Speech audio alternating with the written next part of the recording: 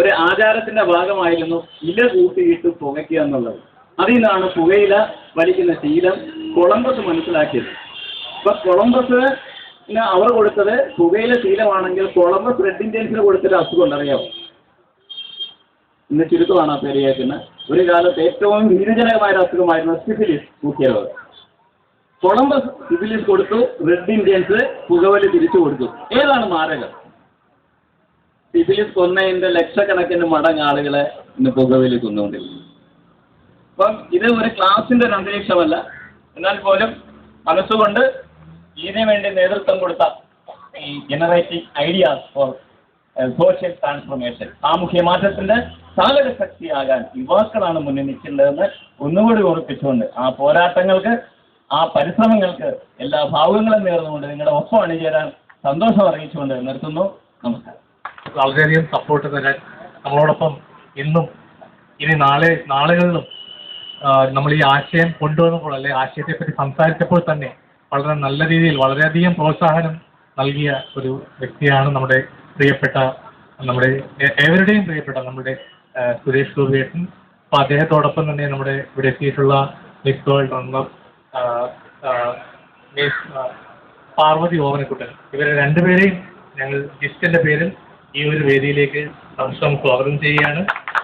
അതോടൊപ്പം ജിസ്റ്റിന്റെ ഇനി വരുന്ന പ്രവർത്തനങ്ങളിൽ വളരെയധികം നല്ല നല്ല സപ്പോർട്ടുകൾ നൽകി ഈ പ്രവർത്തനം വളരെയധികം വിജയകരമാക്കി തീർക്കണമെന്ന് അഭ്യർത്ഥിക്കുകയാണ്. സ്വാഗതം. Hello everybody. ഇവിടെ ഇങ്ങനൊരു റാലി നടത്തുന്നെന്ന് പറഞ്ഞപ്പോൾ I thought I should be A part of it. ഇവിടെ എനിക്ക് കാണാൻ കഴിയുന്നത് ഏറ്റവും കൂടുതൽ യങ്സ്റ്റേഴ്സ് ആണ്. ആൻഡ് നമ്മളുടെ ഇന്ത്യയിൽ ഇപ്പം ഏറ്റവും കൂടുതൽ ടൊബാക്കോ യൂസേഴ്സും യങ്സ്റ്റേഴ്സ് തന്നെയാണ്. The only message I have as a youngster is say no to tobacco and say yes to life. കാരണം സിഗരറ്റ് വലിക്കുന്ന ചിലപ്പോൾ സ്റ്റൈലൊക്കെ ആയിരിക്കും, നമ്മൾ സിനിമയിലൊക്കെ കാണുന്നത് പോലെ സിഗരറ്റ് വലിക്കാൻ കാണുന്നത് ഒത്തിരി സ്റ്റൈലായിരിക്കും. പക്ഷേ അത് നമ്മൾ അകത്തോട്ട് പോകുമ്പോൾ എന്തൊക്കെയാണ് ചെയ്യുന്നത്? I have seen people who have suffered cancer. പിന്നെ എൻ്റെ മദറിൻ്റെ ഒരു ഏറ്റവും അടുത്ത സുഹൃത്ത് ടാറ്റ ഹോസ്പിറ്റൽ ഓഫ് ക്യാൻസർ റിസർച്ചിലെ ഹെഡ് നേഴ്സാണ്. പുള്ളിക്കാരത്തി പറയുന്ന ഓരോരോ ഇൻസിഡൻസ് നമ്മൾ കേൾക്കുമ്പോൾ the only thing that comes to your mind is നമ്മൾ ഒരു സ്റ്റൈൽ സ്റ്റേറ്റ്മെൻറ്റിന് വേണ്ടിയിട്ട് പിയർ പ്രഷറിൽ വന്നിട്ട് സിഗരറ്റ് വലിക്കും. അത് ചിലപ്പോൾ നമ്മൾക്ക് നല്ല നല്ല സുഖമായിട്ട് തോന്നുകയും ചെയ്യും. പക്ഷെ കുറച്ച് കാലം കഴിയുമ്പോൾ അതിൻ്റെ ഇഫക്റ്റ് നമ്മളുടെ എങ്ങനെ ഏതൊക്കെ രീതിയിലാണ് അത് ക്യാൻസറായിട്ട് വരുന്നത്, that is not explainable. So I urge and plead എല്ലാവരോടും എനിക്ക് ഇത് മാത്രമേ പറയാനുള്ളൂ, സിഗരറ്റ് വലിക്കരുത്, ടൊബാക്കോ യൂസ് കംപ്ലീറ്റ്ലി നിർത്തുക and lead a happy healthy life. Thank you very much. നമസ്കാരം. ഞാൻ കാലത്ത് സെൻട്രൽ റെയിൽവേ സ്റ്റേഷന് മുമ്പിൽ നിന്ന് സംസാരിച്ച് തുടങ്ങിയതാണ്. ഈ പ്ലക്കാർഡിലെ എഴുത്ത് മുഴുവൻ വളരെ ഹൃദയഹാരിയായിട്ടാണ് എനിക്ക് തോന്നിയിട്ടുള്ളത്. ഒരു പറ്റം ചെറുപ്പക്കാർ ജസ്റ്റ് എന്ന് പറയുന്ന ഒരു ഉദ്ദേശത്തിന് പിന്നിൽ അണിനിരന്ന് അവരുടെ സംഭാവന തിരുവനന്തപുരം ജില്ലയിലെ പട്ടണത്തിലെ മ്യൂസിയത്തിൽ സൗകര്യപൂർവ്വം ഒത്തുകൂടിയ ഒരു സമൂഹത്തിന് മുന്നിൽ അവരുടെ ഭയവിഹ്വലതകൾ, അവരുടെ നിർദ്ദേശങ്ങൾ, അവരുടെ അപേക്ഷ അണിനിരത്തുന്നതിന് വേണ്ടി ഒരു വേദിയൊരുക്കി അവിടെ വന്ന എല്ലാവരെയും ഞാൻ നന്ദിപൂർവം തന്നെ സ്മരിക്കും. കാരണം ഇത് നമുക്ക് എങ്ങനെ എത്ര ആഘാതത്തിൽ ഇത് അടിച്ചേൽപ്പിക്കാൻ കഴിയും. ചെറുപ്പക്കാരെ മുഴുവൻ രക്ഷിച്ചെടുക്കുക എന്ന് പറയുന്ന ഒരു ഉദ്യമം വളരെ ഭാരിച്ചതാണ്. കാരണം ഇത് എന്തിനു വേണ്ടി വലിക്കുന്നു എന്ന് ചോദിച്ചാൽ, ഒരു കാലത്ത് നല്ല ഒരു റാപ്പിഡ് ചെയിൻ സ്മോക്കർ എന്ന നിലയ്ക്ക് എന്തിനു വലിച്ചിരുന്നു എന്ന് എനിക്കും അറിയില്ല. ഒരു സുഖമുണ്ടോ എന്ന് ചോദിച്ചാൽ വലിച്ചു കഴിഞ്ഞാൽ വലിയ അസുഖമാണ്, ഒരു സുഖവുമില്ല. പക്ഷെ വലിച്ചിരുന്നു. ഇത് നമുക്ക് പ്രചരിപ്പിക്കാൻ കൊള്ളുന്ന കാര്യമല്ല.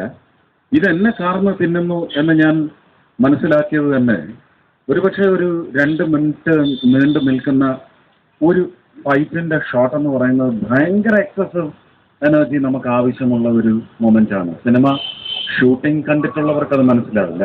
ഷൂട്ടിങ്ങുമായി ബന്ധപ്പെട്ട് ഒരു അസിസ്റ്റന്റ് ഡയറക്ടറായിട്ടോ അല്ലെങ്കിൽ സെറ്റിൽ ഒരു ചായ കൊടുക്കാനോ നിൽക്കുന്ന ഒരാൾക്ക് ഒരു പ്രൊഡക്ഷൻ അല്ലെങ്കിൽ ഒരു ക്രിയേഷണൽ ടീമിന്റെ കൂടെ 10-30 ദിവസം ഒരു ആക്ഷൻ ചിത്രത്തിന്റെ ചിത്രീകരണത്തിൽ പങ്കെടുക്കുന്ന ഏതൊരു വ്യക്തിക്കും മനസ്സിലാവും വളരെ സ്ട്രെനുവസ് ആയിട്ടുള്ള. അതുപോലെ തന്നെയാണ് ഡാൻസ്.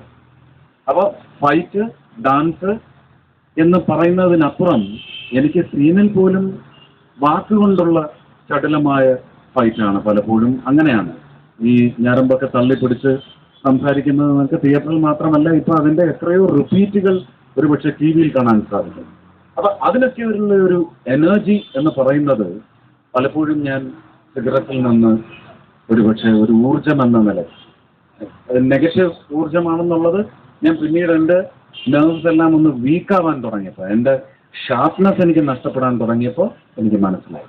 എൻ്റെ നാക്കൊന്ന് കുഴയാൻ തുടങ്ങിയപ്പോൾ എനിക്ക് മനസ്സിലായി. ഞാൻ ശരിയായ സമയത്ത് അത് തിരിച്ചറിഞ്ഞു എന്ന് പറയുന്നതിന് ആരും എന്നെ ഉപദേശിച്ചില്ല. എൻ്റെ ഈ സിഗരറ്റ് വലി കണ്ടിട്ട് എൻ്റെ സ്വഭാവം അറിയാവുന്ന പല ഡോക്ടേഴ്സും സുഹൃത്തുക്കളും പറഞ്ഞു, വലി നിർത്തൂ, എൻ്റെ സ്മോള് കഴിച്ചോളൂ എന്ന് പറഞ്ഞു. അത് മറ്റൊരു അപകടകാരിയാണ്. ഇത് ലങ്സിനെ എടുക്കും, മറ്റത് ലിവറിനെയും അനുബന്ധ സ്ഥാപനങ്ങളെയെല്ലാം ചൂഴ്ന്നിറങ്ങി അങ്ങ് ഉരുക്കി ഗ്രഹിച്ചെടുക്കും. അപ്പൊ നമുക്ക് ഒന്നിന് പകരം മറ്റൊന്ന് എന്ന് പറയുന്ന സംവിധാനം ജീവിതത്തിൽ പറ്റില്ല. പെട്രോളിന് വില കൂടിയത് കൊണ്ട് സൈക്കിളിൽ പോകാം എന്ന് പറയുന്ന പകരം നല്ലതാണ്. കാരണം ആ സൈക്കിൾ എന്ന് പറയുന്നത് നമുക്ക് ആരോഗ്യം കൂടി, അല്ലെ, ശുദ്ധമായ ആരോഗ്യം കൂടി പ്രദാനം ചെയ്യും. അങ്ങനെ ഒന്നിന് പകരം മറ്റൊന്ന് എന്ന് പറയുന്നതിനകത്ത് നിശ്ചയമായും നമ്മൾ നമ്മുടെ പഠനം, നമ്മുടെ ചിന്ത, ഇതെല്ലാം വളരെ ഗഹനമായി തന്നെ ഉപയോഗിക്കണം, ചിന്തിക്കണം. എന്ത് ചെയ്യുന്നതിന് മുമ്പ് നന്നായി ചിന്തിക്കണം. ചിന്ത എന്ന് പറയുന്നത് വിദ്യാഭ്യാസമുള്ളവർക്ക് മാത്രമല്ല, പണമുള്ളവർക്ക് മാത്രമല്ല, ഒരുപാട് ജീവിത അനുഭവങ്ങൾ ഉള്ളവർക്ക് മാത്രമല്ല. ചിന്തയിൽ നിന്നാണ് അടിസ്ഥാനപരമായ എല്ലാ സൗകര്യങ്ങളും നമ്മൾ ഉണ്ടാക്കിയെടുക്കുന്നത്. അപ്പോൾ അങ്ങനെ ചിന്തിക്കാൻ കഴിയാത്തവർ ഒരുപക്ഷെ ചിന്തിക്കുന്ന ഇതുപോലെയുള്ള ജിസ്റ്റ് പോലെയുള്ള സംഘങ്ങളുടെ ചിന്ത പകർന്നെടുക്കണം. ഇവിടെ പാർവതി പറഞ്ഞു യൂത്തിനെ പ്രൊട്ടക്ട് ചെയ്തെടുക്കണമെന്ന്. ഞാൻ പറയുന്നു അതേ യൂത്ത്, പ്രൊട്ടക്റ്റഡ് ആയി വരുന്ന യൂത്ത് കേരളത്തിലെ മുഴുവൻ ചെറുപ്പക്കാരെയും, ഇന്നിപ്പം ടി വിയിൽ ഇന്നിങ്ങനെ ഒരു പ്രത്യേകതയുള്ള ദിവസമായതുകൊണ്ടും ഒരു പക്ഷേ അതിനൊരു കച്ചവട സാധ്യതയും ഉള്ളതുകൊണ്ടാവാം മൊത്തം സേ നോ ടു ടുബാക്കോ എന്ന് പറയുന്ന വാചകത്തിനോട് ഒരു ബന്ധം സ്ഥാപിച്ചെടുത്തുകൊണ്ട് ടി വിയിൽ വരുന്ന ന്യൂസുകളൊക്കെ ഞെട്ടിപ്പിക്കുന്നതാണ്. സിഗരറ്റ് വലിക്കുന്ന സ്ത്രീകളുടെ എണ്ണം, കുഞ്ഞുങ്ങളുടെ എണ്ണം വളരെ ക്രമാതീതമായി നമുക്കൊരു പക്ഷേ തിരിച്ച് പിടിക്കാൻ പറ്റാത്ത തരത്തിൽ വർദ്ധിച്ചുകൊണ്ടിരിക്കുന്നു എന്ന് പറയുന്ന വളരെ അപകടകരമായ വാർത്തകളാണ് ഞാൻ ഈ 2 ഇവന്റിനിടയ്ക്ക്, റെയിൽവേ സ്റ്റേഷനിലെയും അതുപോലെ ഇപ്പോൾ ഈ മ്യൂസിയത്തിലെയും പരിപാടിക്കിടയ്ക്കുള്ള ഒരു 1.5 മണിക്കൂറിനിടയ്ക്ക് ഞാൻ കണ്ടിരിക്കുന്നത് വളരെ ഞെട്ടിക്കുന്ന വാർത്തകളാണ്. ഒരു 4 വയസ്സുള്ള കുഞ്ഞ് സിഗരറ്റ് വായിൽ കത്തിച്ച് പിടിച്ച് കിടക്കുന്ന, അത് ഒരു എന്താ മാനിപ്പുലേറ്റഡ് ആണോ എന്ന് എനിക്കറിയത്തില്ല, എങ്കിൽ പോലും ആ കാഴ്ച സഹിക്കാൻ പറ്റുന്നില്ല. ആ കുഞ്ഞിൻ്റെ മുഖം എന്ന് പറയുന്നത് എൻ്റെ കുഞ്ഞുങ്ങളുടെ മുഖമായി ഞാൻ കണ്ടാൽ ഞാൻ ഭയക്കും. ഞാൻ അതുപോലെ കുഞ്ഞുങ്ങളുള്ള എല്ലാവരെയും വിലക്കും. വേണ്ടി വന്നാൽ 2 തല്ലുകൊടുത്ത് സിഗരറ്റ്, അതിന് നമുക്ക് നിയമമുണ്ട് അല്ലേ? മറ്റുള്ളവർക്ക് ബുദ്ധിമുട്ടുണ്ടാക്കുന്ന, മറ്റുള്ളവരുടെ ആരോഗ്യത്തിന് ഹാനികരമാവുന്ന തരത്തിൽ സിഗരറ്റ് പബ്ലിക് സ്ഥലങ്ങളിൽ വലിക്കാൻ പാടില്ല എന്ന് പറയുന്ന നിയമമുണ്ട്. ഒരുപക്ഷെ ലാത്തി ഉപയോഗിച്ച് അടി കൊടുത്ത് ഓടിക്കേണ്ട പോലീസ് കൈയും കെട്ടി നോക്കി നിൽക്കുമ്പോൾ നമുക്ക് പ്രജകൾക്ക് ചിലപ്പോൾ, ആ ശമ്പളം പോലീസുകാരന് നൽകുന്ന പ്രജകൾക്ക് ചിലപ്പോൾ അത് ചെയ്യേണ്ടി വരും. അങ്ങനെ ഒരു നീക്കത്തിലേക്ക് പോകുന്നതിന് മുമ്പ് ഞാൻ അഭ്യർത്ഥിക്കുകയാണ്. കാരണം ആ തല്ല് കൊള്ളുന്നതും എൻ്റെ സഹോദരങ്ങളാണ് എന്ന് ഞാൻ തിരിച്ചറിയുന്നു. അവർ അങ്ങനെ ഉള്ള രംഗങ്ങൾ സൃഷ്ടിക്കാതിരിക്കട്ടെ. എന്തിന്? തല്ല് കൊള്ളാതിരിക്കാനല്ല, അവരുടെ ഉള്ളിൽ തല്ല്, സിഗരറ്റ് അടിച്ചേൽപ്പിക്കാതിരിക്കുക. അങ്ങനെയുള്ള ചിന്തകൾ മറ്റുള്ളവർക്കും പകർന്നു കൊടുക്കുക. സിഗരറ്റ് മാത്രമല്ല, ലഹരി മൊത്തത്തിൽ നമ്മളെ കാർന്ന് തിന്നുന്നത് എന്തും അത് സിനിമയാണെങ്കിൽ പോലും അത് ഉപേക്ഷിക്കണമെന്ന് ഞാൻ പറയും. ഒരു കാരണവശാലും നമ്മുടെ ജീവിതത്തിന് വിഘ്നം സൃഷ്ടിക്കുന്ന, നമ്മുടെ ജീവിതത്തിൽ വിഘ്നം ഉണ്ടാകുന്നത് വഴി മറ്റുള്ളവരുടെ, ഒരു സമൂഹത്തിന്റെ, ഒരു സംസ്ഥാനത്തിന്റെ, ഒരു രാജ്യത്തിന്റെ തന്നെ സാധ്യതകളെ ഇല്ലായ്മ ചെയ്യുന്ന ഇതുപോലുള്ള ഒരു ക്യാൻസറിനെ നമുക്ക് വളരെ പ്രതീകാത്മകമായി തന്നെയാണെന്ന് കത്തിച്ചു കളയുവാൻ പോകുന്നത്. ഇത് ഒരു ശവം കൊണ്ടുള്ള വിലാപയാത്രയാണ്. കേരളീയ സിഗരറ്റ് വലിക്കാരുടെ മുഴുവൻ ഒരു റെപ്രസെന്റേറ്റീവാണ് നമ്മൾ ഒരുപക്ഷെ ഈ ശവത്തിൽ കാണേണ്ടത്. അവരുടെ ദുശീലങ്ങളെയാണ് ഈ ശവത്തിൽ കാണേണ്ടത്. ആ ദുശീലങ്ങൾ മുഴുവൻ വളരെ ദിവ്യമായ ഒരു ദിനം എന്ന നിലയ്ക്ക് ഇന്ന് ഈ നോ ടൊബാക്കോ ഡേയിൽ നമ്മൾ ദഹിപ്പിച്ചു കളയാനാണ് പോകുന്നത്. ഇത് നിരന്തരമായ ഒരു ദഹനമാണ്. ഇത് ഒരു കാരണവശാലും ഇനി നമ്മളുടെ കാഴ്ചയിലേക്ക് പോലും വരില്ല എന്ന് പറയുന്ന ഉറപ്പ് നേടണം. ഇത് വളരെ എളുപ്പമാണ് നിർത്താൻ. ഒരു ദിവസം 80 സിഗരറ്റ് വരെ വലിച്ചിരുന്ന ഞാൻ ഒരൊറ്റ മൊമെന്റിലാണ് don't ever come back into my life എന്ന് പറഞ്ഞിട്ട് തറയിലേക്കിട്ട് വലത്തെ കാലെടുത്ത് ചവിട്ടി ഞെരിച്ച് കളഞ്ഞത് ആ സിഗരറ്റിന്. ഞാൻ അതിനുശേഷം എൻ്റെ 1-2 സുഹൃത്തുക്കൾ സിഗരറ്റ് ദുബായിൽ നിന്ന് വാങ്ങിക്കൊണ്ടുവന്ന് കൊടുത്തിട്ടുണ്ട്. പക്ഷേ ആ സിഗരറ്റ് പോലും കാർട്ടൺ എടുത്തതല്ലാതെ, റാക്കിൽ നിന്ന് എടുത്തതല്ലാതെ അതിൽ ഒരു സിഗരറ്റ് ഒന്ന് കൈകൊണ്ട് തൊടുക പോലും ചെയ്തിട്ടില്ല. മനഃപൂർവ്വമല്ല, തോന്നിയില്ല, അതിനുള്ള അവസരവും ലഭിച്ചില്ല, ഞാനതിന് ശ്രമിച്ചുമില്ല.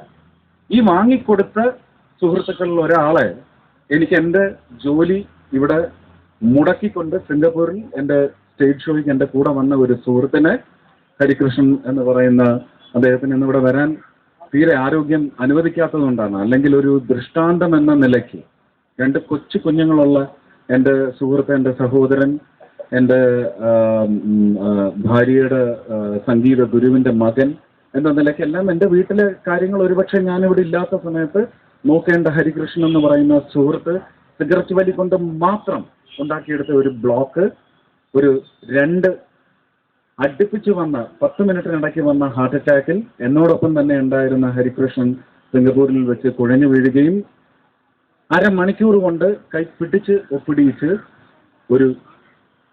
ഒരു ബ്ലാസ്റ്റിലേക്ക് കൊണ്ടുപോയി ജീവനോടെ എനിക്കിവിടെ എത്തിക്കുവാൻ സാധിച്ചു എന്ന് പറയുന്നത് ദൈവത്തിനോട് മാത്രം നന്ദി പറയേണ്ട ഒരു വിഷയമാണെങ്കിൽ പോലും, അങ്ങനെ ഇനി ദൈവത്തോട് നന്ദി പറയേണ്ടത് ഞാൻ 1000 പേരെ പുകവലി അല്ലെങ്കിൽ പുകയില ഉപയോഗത്തിൽ നിന്ന് പിന്തിരിപ്പിച്ചു എന്ന് പറയുന്ന മുഹൂർത്തത്തിലായിരിക്കണേ എന്ന് മാത്രമാണ് എൻ്റെ പ്രാർത്ഥന.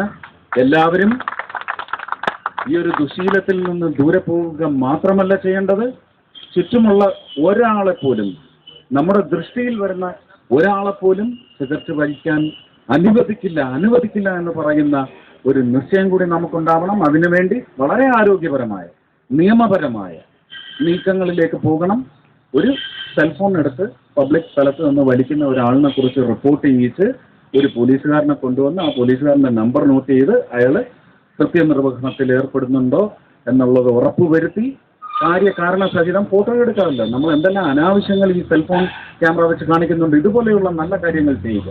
പബ്ലിക്കായിട്ടൊരു സ്ഥലത്ത് ഒന്ന് സിഗരറ്റ് വലിക്കുന്ന ഒരാളുടെ ഫോട്ടോ എടുത്ത് DGPക്ക് അയച്ചു കൊടുക്കും.